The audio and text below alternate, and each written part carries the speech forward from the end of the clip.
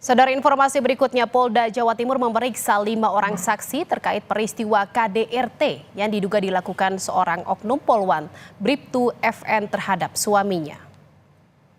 Penyidik Subdit Renakta Ditreskrim telah melakukan gelar perkara kasus dugaan KDRT yang dilakukan Bribtu FN terhadap suaminya sendiri yang juga polisi.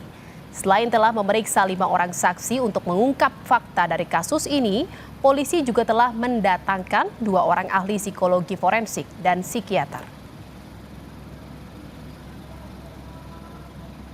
Saat ini sudah ada 5 saksi dan 2 ahli yang diperiksa.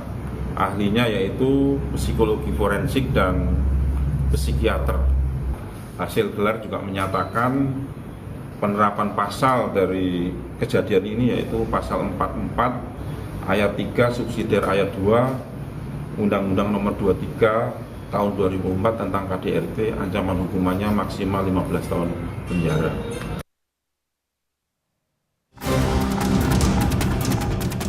Polisi menahan Bribtu FN sebagai tersangka kasus KDRT terhadap suaminya sendiri yang juga sesama anggota kepolisian Bribtu Rian. Kejadian bermula saat tersangka mengecek ATM milik suaminya. Didapati bahwa gaji ke-13 sudah berkurang.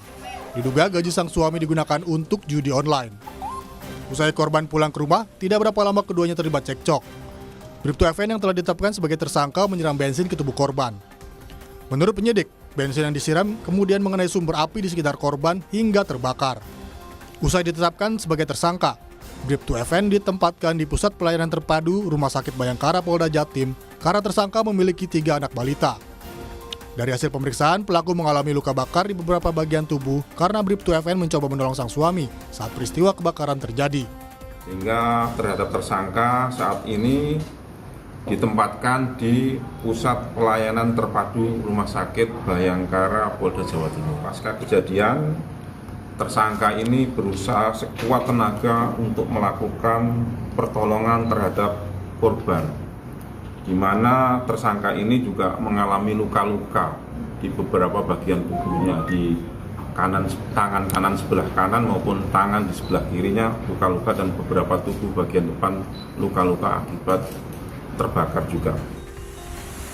Kasus judi online ini pun menjadi sorotan. Menteri Komunikasi dan Informatika Budi Aris Setiadi menyebut akan bekerja sama dengan Google untuk memblokir laman-laman yang terindikasi judi online. Jadi Google sudah mempresentasikan kepada kita soal Google AI-nya untuk bisa segera mengeksekusi berbagai situs-situs yang terindikasi perjudian yang langsung kita take down. Google akan membantu begitu dengan AI-nya dia. Saat ini pemerintah telah membentuk Satgas Lintas Kementerian dan Lembaga untuk memberantas judi online.